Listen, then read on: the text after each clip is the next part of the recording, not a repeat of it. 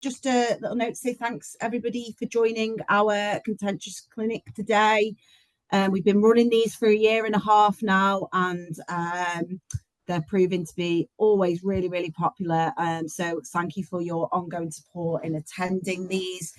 Just a reminder, we run these monthly.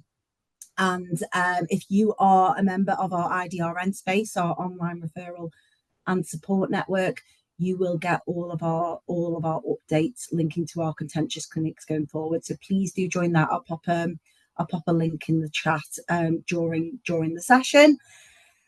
So today, really excited. We've got Stephen Lawson, and Stephen is our brand new partner for IDR. I think you've been here, is it over a month now, Stephen? A couple of months? Yeah, nearly 2 months. Yeah, probably feels like you've been here forever now. But yeah, so it's Stephen's first clinic, so really excited to have him here, and we know he is, a well-weathered speaker, would I say. So he's going to be presenting today on the Inheritance Act for private client practitioners and avoiding problems. So without further ado, I will hand over to Stephen, because I know people might want to, get outside and get your lunch in your sunny garden. So, yeah. Thanks very much indeed, Lindsay. I don't think I've ever been called well-weathered before. Sorry about that. No, thank you very much. Right, can I just say thank you for joining us, and thank you for listening, all right?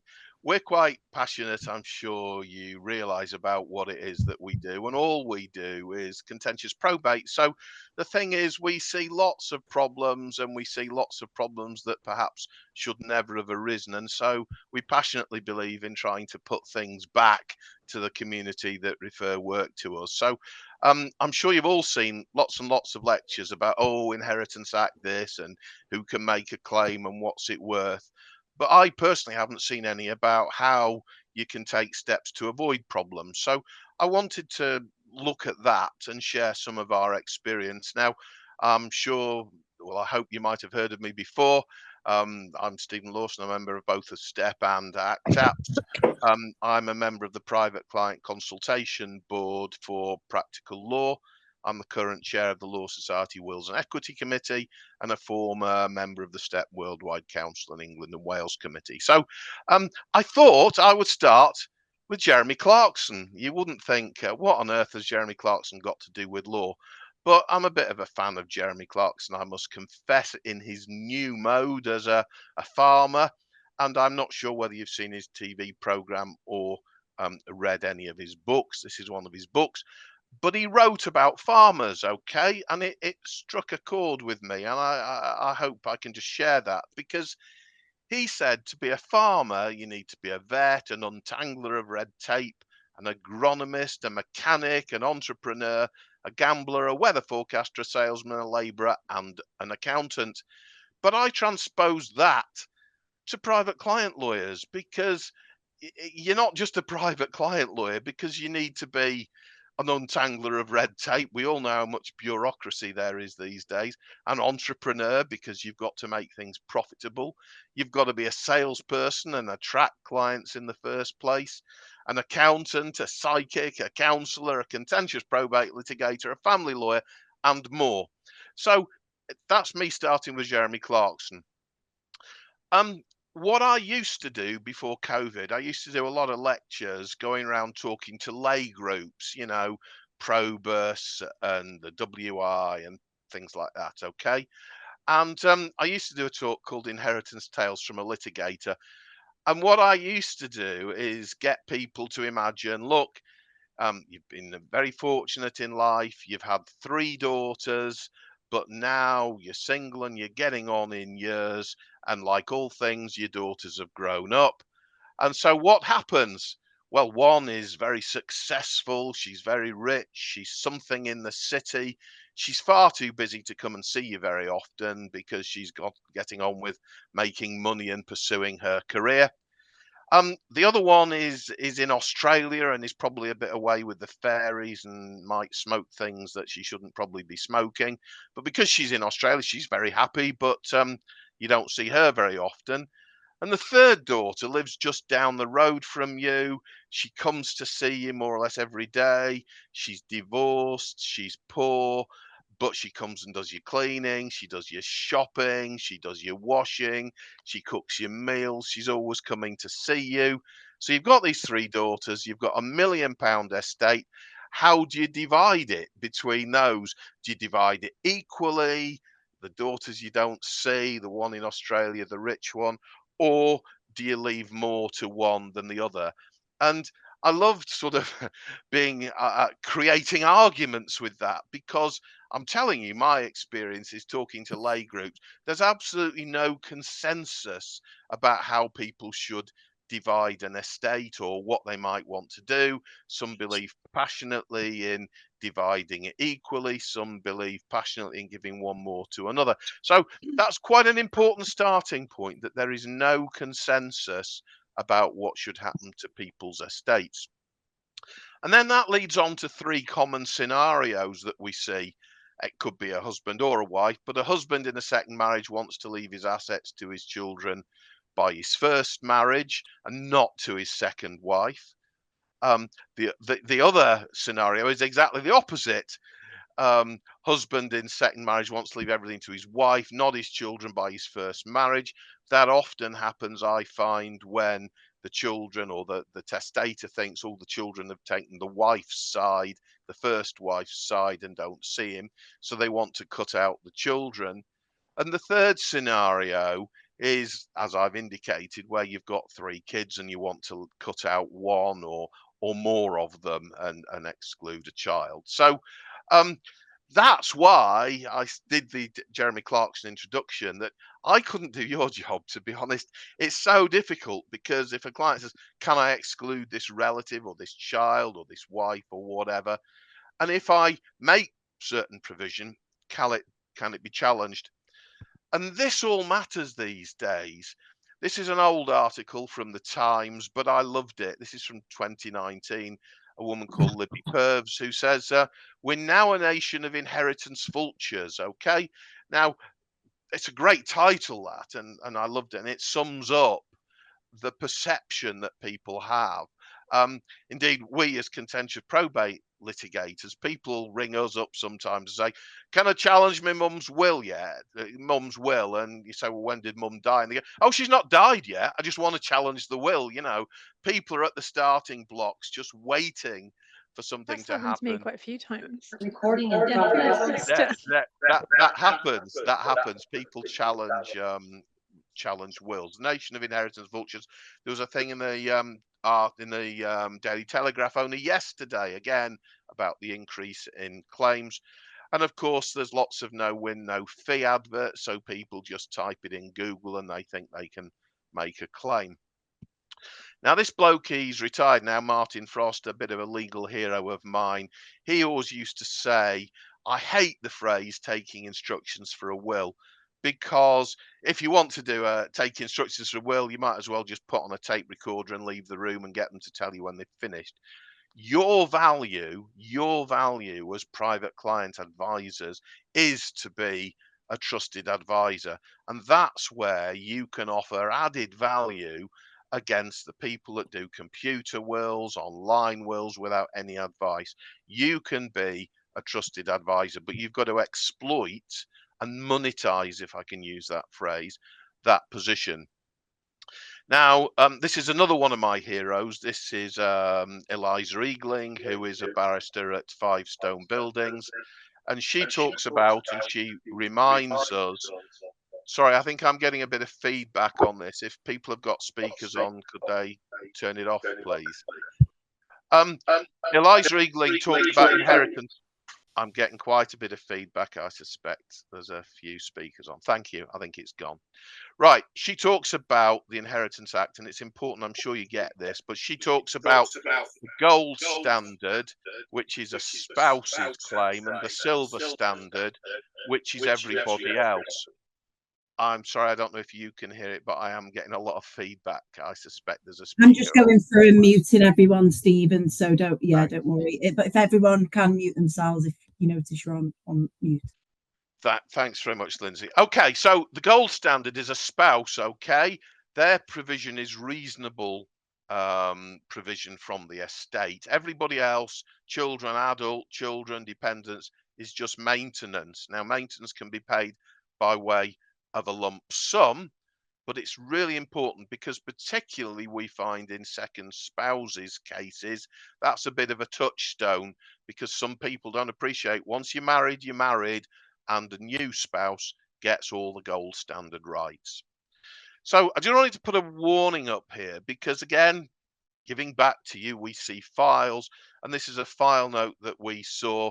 Client understands that there is a risk of a potential claim from wife under the provision for dependents legislation. Okay, now I suppose I'll give that solicitor 1 out of 10 for at least raising the point that a spouse could make a claim. But as far as I'm concerned, it doesn't really do the job because it's not sufficient. You should, if we get into this area, be explaining, look, testator, if there is going to be a claim, it could cause massive delay in connection with the administration of the estate, and that means any of your deserved beneficiaries won't be able to just take a claim on the money, not only until a grant of probate, and we know how long it takes to get a grant of probate these days, but then you've got the 6 months to issue proceedings, then potentially you've got 4 months to serve proceedings, and then you've got, if it goes to trial, I mean, I recognise that most settle, but it could be 1 year, 2 years on top of that before anybody gets any money. So delay, if there is a claim, is a really big factor why we want to avoid claims. The cost of a claim, because somebody's going to have to pay for defending a claim. And one of the difficulties that we find, particularly where we're defending claims, is that sometimes a claimant might not have any money and any assets. So even if you win, you're unlikely to be able to recover costs from them. So costs of claims are significant. And again, costs of claims that go all the way to a trial, 50, 60, £100,000 for each side. So it's significant. So if you're giving full advice, you might want to give advice about those points as well. And damage to family relationships if a claim is made, that's also significant and is not to be neglected.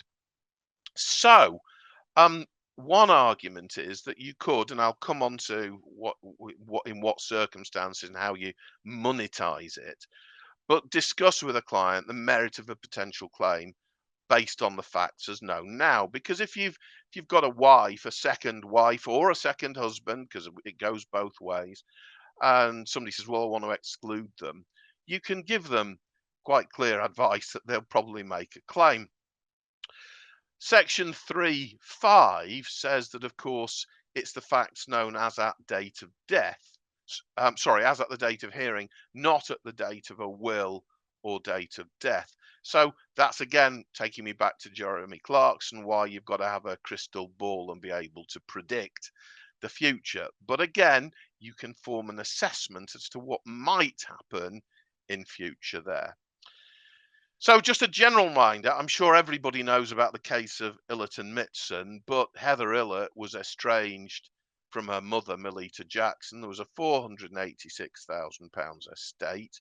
And this is significant, and I'm going to be coming back to this, that the solicitors did a statement of reasons as to why the daughter should be excluded. This is the actual statement of reasons. I find it quite astonishing. It was written as a deed, so you can tell it's by solicitors. A statement of reasons, of course, doesn't need to be as a deed or witnessed, but it's in negative provisions. In other words, or negative terms, I don't want my daughter to benefit because I really don't like her and she's been deceitful to me and all of the rest of it, right? Not one word of that, because if you remember, she left the money to RSPCA and Blue Cross and 3 other charities. There was nothing about the positive reasons.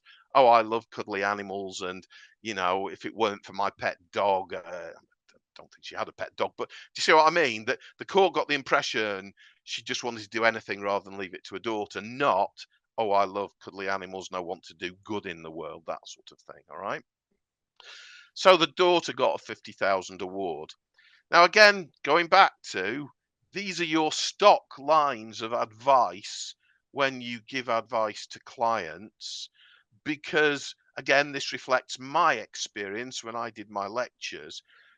Baroness Hale gave a judgment in Illerton Blue Cross, as at Illerton Mitson it started off, and she reflected that there's a wide range of public opinion, and that there could be three very different solutions in that case.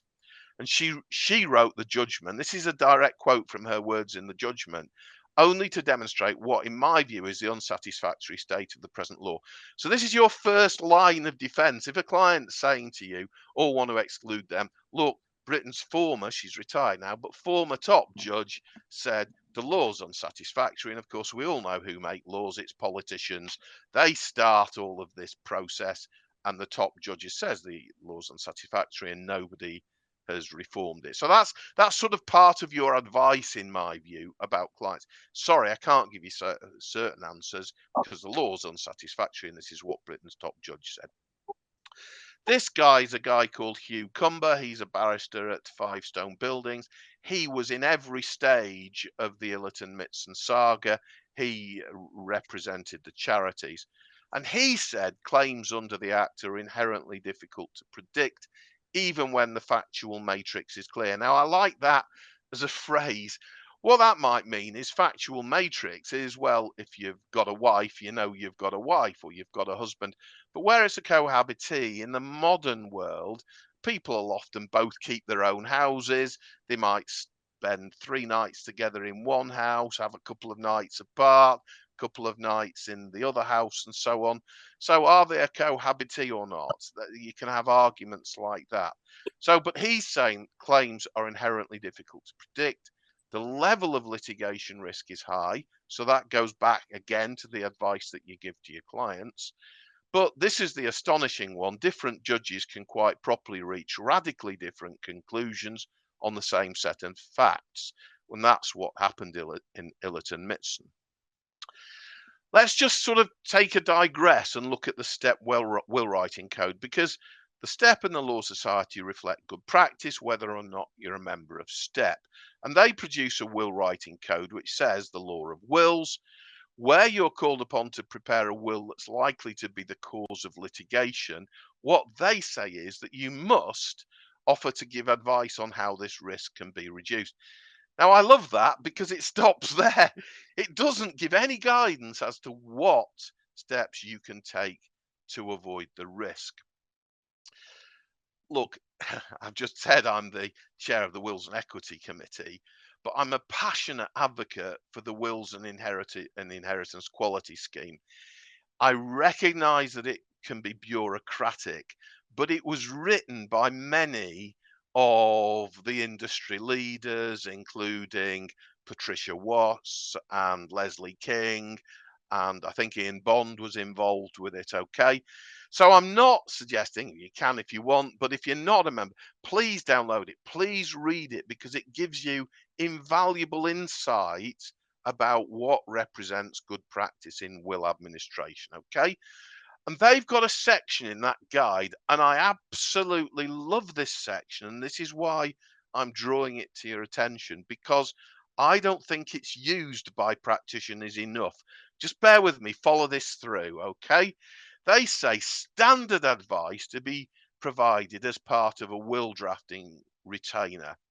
Provide the client with an outline of the effect of the Inheritance Act, a summary of the potential applicants, and a warning that if the client's instructions might give rise to an application under the Act, right? Just reflect on that. What I don't see, what my colleagues don't see, is why practitioners don't give, look, here's a standard sheet. These are the people that can make a claim. This is what might happen if they do make a claim. These are the powers that the court can have. These are the delays that will happen if a claim is made. All right. You are doing your job. Absolutely. And if you give standard guidance, you don't need to spend an hour with a client just on what if little niece can make a claim, or somebody who's a dependent can make a claim. You've done that job. Give them standard documents, make a standard note. But look, it's the next bit that is key. Establish whether the client wants to receive detailed advice, because if they don't, you move on. You have done a perfect job, all right? Because if they do want detailed advice, and again, I'll just break here, any steps which can be taken to minimize the chances of an application being successful. Wix, again, doesn't tell you what steps you can take.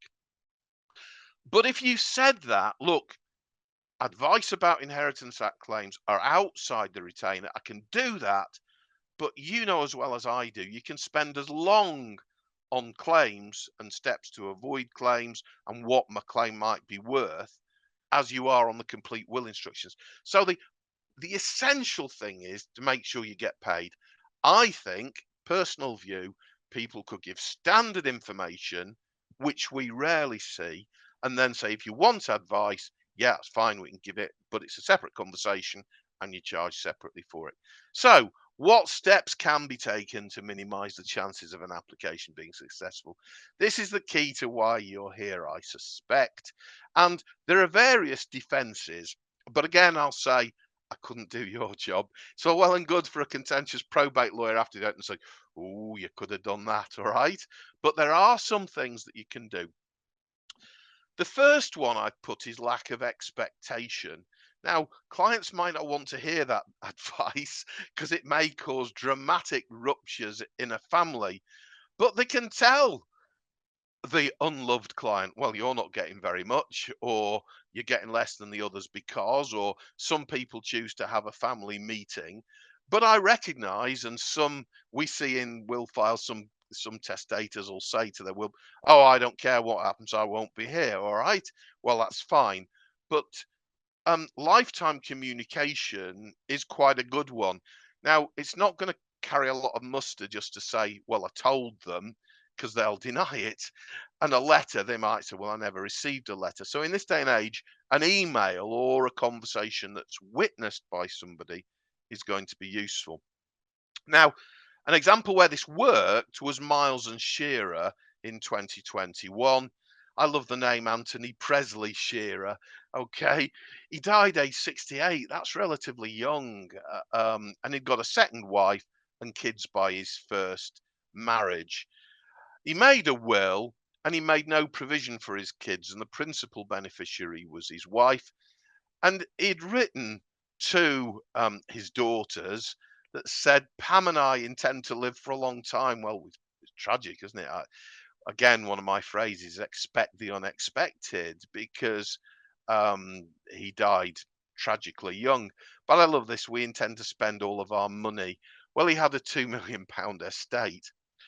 But he also wrote, it would be wrong for you to have any expectations, and in any event, there's not likely to be much to pass on. I think you've already received almost everything that you can expect. I'm delighted that you're now earning. I mean, talk about passive aggressive or what, but delighted that you're now earning a decent salary, and well done to you for that. But from now on, you're on your own financially. I would not approve of it any other way. But that is setting out to destroy an expectation. It probably destroyed the relationship too, but there you go. You can probably expect the odd present and my love, company, advice and support, etc. I hope you will take this in the right way, and we can put this subject to rest. Now, I'm sure he could have written that in a better way. But the judge, when it went to trial, said he made it clear that they couldn't expect any further financial assistance. He maintained that position consistently. And this disclaimer of responsibility militates against his having any obligations or responsibilities toward either claimant at the date of his death. So the claim failed, and that was one of the big reasons, because of the lack of expectation. Now, these are the two barristers that were involved in the case. They're both from Five Stone Buildings, but the twist in the tailor of them is that neither of them knew before judgment which side would win. Now, that again shows you the risks of litigation in this area. Now, another step that I don't see a lot, just supposing you've got modest, a modest estate these days could be 300,000, 500,000, a million, people are leaving more and more money. So one of the tactics might be to leave somebody a modest legacy, 20,000, 25,000. because then they've got skin in the game. If somebody can see that they'll lose a legacy if they challenge a will, then it might be enough. You never know. It might be enough to tempt them. But I've seen people make mistakes. They've made the legacy, modest legacy, paid them 25,000 pounds straight away, very quickly, very efficiently, before the 6 months has expired, and then they've gone and made a claim for reasonable provision. So if you're doing it, you've either got to do it right or make sure you get a proper receipt or disclaimer that they won't make a claim. The power of sentimental chattels. Well, people forget that. People might think somebody's house is full of junk, but there might be sentimental chattels that people want. And the use or the bequests of those chattels can have an effect and can weigh against somebody making a claim if they've been left things that they actually want. Now, I'm a passionate advocate of statements of reasons. I had one barrister, I did a lecture on this, and he came up to me at the end. So you like statements of reasons, do you? I said, yeah, I think they're very useful. He just said, well, I don't, and walked off. And that was it. I've never seen him again. He's never spoken to me since. But I'm a powerful believer, or a very passionate believer in the power, but it's got to be right. Okay. This is again where I think a lot of private client lawyers lose the opportunity to make money because they send things, they say, go and write a statement of reasons, and it can backfire spectacularly.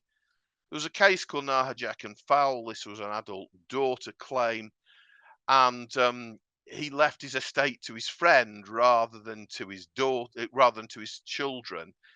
And he gave a statement and said, I've not seen or heard from any of my children in the last 18 years.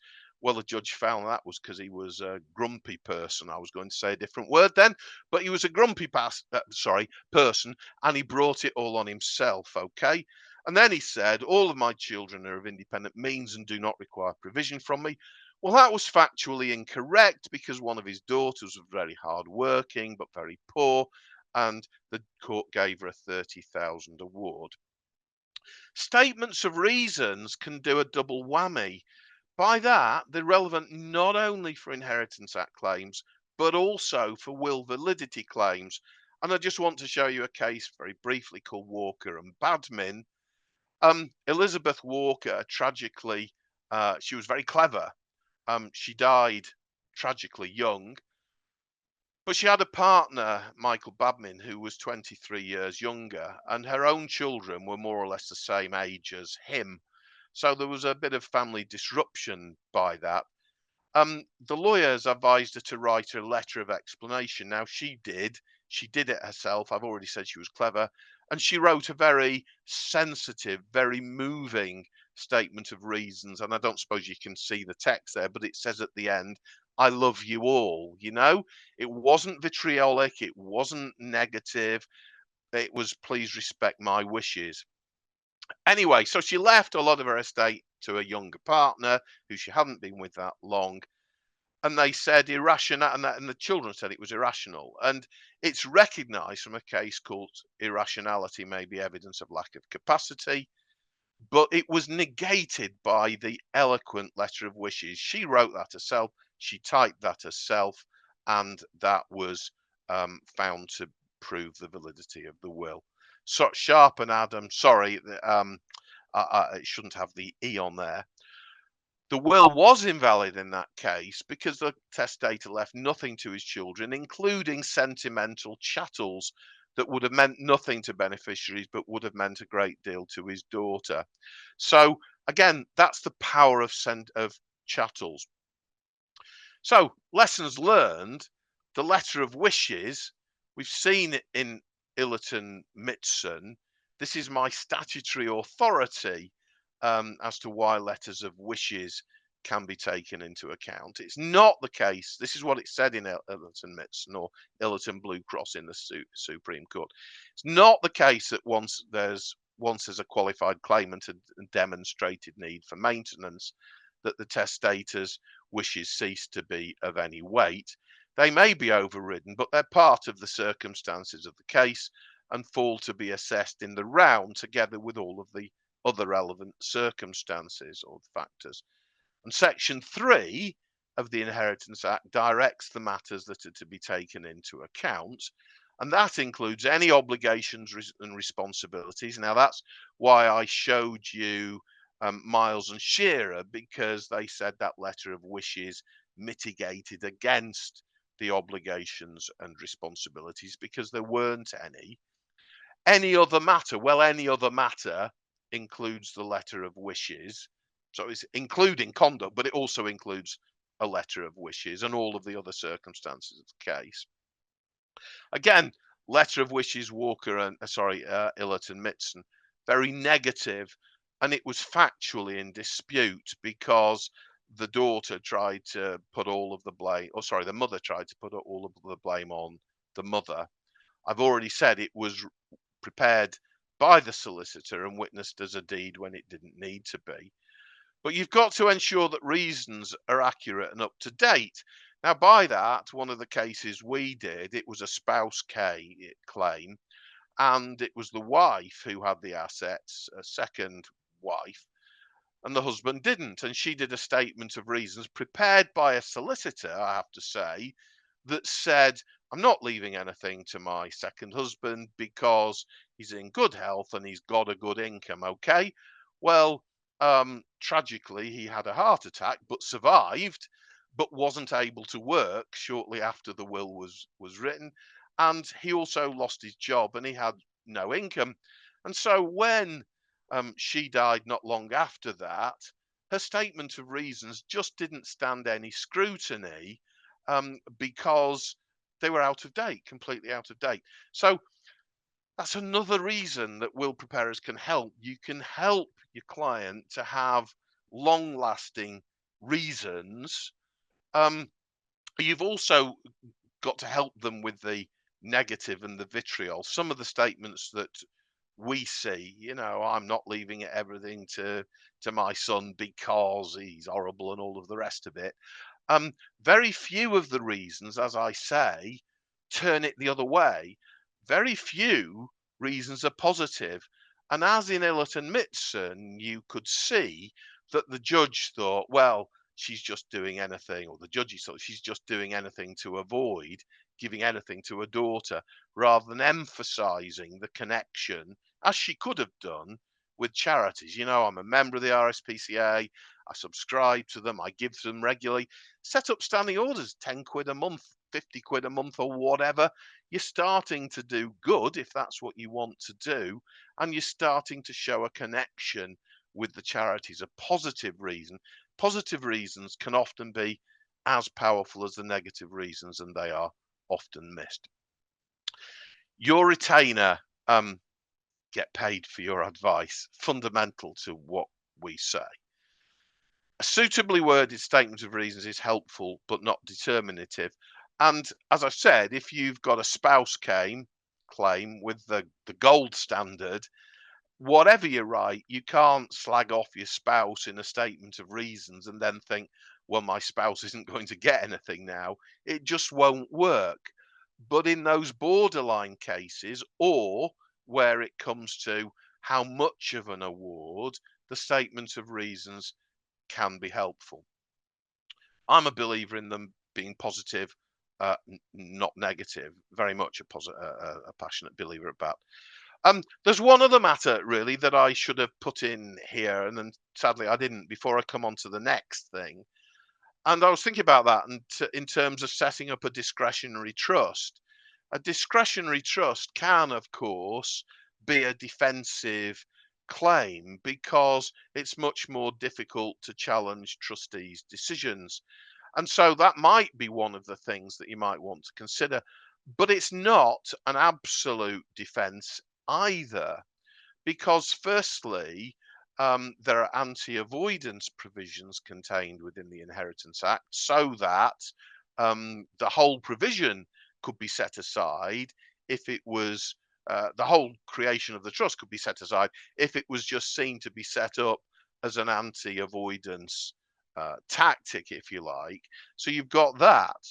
And secondly, particularly when combined with a power of advancement, this is what happened in the case of Cowan and Foreman, where a husband, a very wealthy husband, described as the bin bag millionaire because he decided, or he invented bin bags to go inside dustbins. It was his idea to do it, and he made a lot of money out of it. But he had a second wife who he wasn't married for very long. He'd been with her for many years, but she was a wife, and he'd set up a deed of trust, discretionary trust, coupled with the power of advancement, which of course means that the trustees could, in fact, if they so wished, advance the estate to other people rather than to the wife, notwithstanding a letter of wishes. So the Court of Appeal gave the wife in that case permission to proceed with a claim, even though she was out of time. So I mentioned discretionary trusts for the avoidance of doubt or for the sake of completeness, but they are not a complete defence to a claim.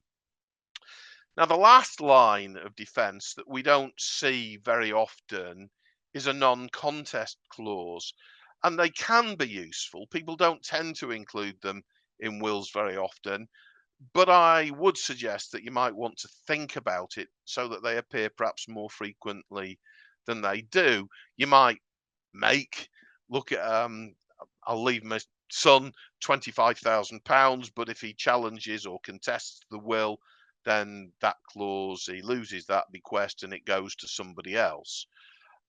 Now, the case of Nathan and Lennon back in 2002 showed that a non-contest clause is not void for repugnancy or contrary to public policy. So it does carry weight. It's not invalid. And that was reaffirmed in a very recent case called Pimlett and others Sim and Pimlett from 2023. But this shows you the complications that arise with a non-contest clause. So they're not sufficient on their own, because a widow made an Inheritance Act claim against her husband. Now, one of the things that's often said about Inheritance Act claims is that they're all fact specific. She was said to have a complex or complicated relationship with her husband. They'd been together for 35 years and married for 19, but there were divorce proceedings ongoing. Dr. Sim made a will in 2017, and he left cash legacies as well as a life interest in the residuary estate to his wife. But the will included the gift subject to conditions precedent, namely that she would execute a written deed releasing any claims against the estate under the 1975 Act, and £125,000 if she released a claim to a joint property in Dubai. But Dr. Sim died with a net estate of approximately 1.2 million. And the court found that given the unusual circumstances, the will did make reasonable financial provision for her. So you might have thought that was the end of the matter, because she also had money in her own right. However, you then have to move on. The no contest clause was valid, but by bringing the claim, she'd effectively forfeited her right to the two cash amounts. So the judge then said, well, in that context, the will then fails to make reasonable financial provision given the length of the marriage, and the court decided to vary the will, requiring the trustees to set aside up to £400,000 for the purchase of a property for Mrs. Sim for life. So no contest clauses are complicated. The consequences can be unpredictable, but they can be an additional part of your armory to include within wills, and we rarely see them. They're rarely included. Now, I could have talked to you today for 3 hours, I really could, but I was asked to speak for 40 minutes, and I think I'm bang on 40 minutes. Part of our thing is, you know, that we are not competitors to will preparers.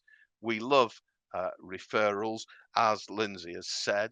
I want to thank you for listening to me. This is my first presentation here at IDR Law. They are my contact details and our contact details if you need us for anything. So with that, thank you so much. I hope you all enjoy the rest of the day, and I hope we can look forward to seeing you again before too long. Thanks very much. Thanks all. Thank you, Stephen.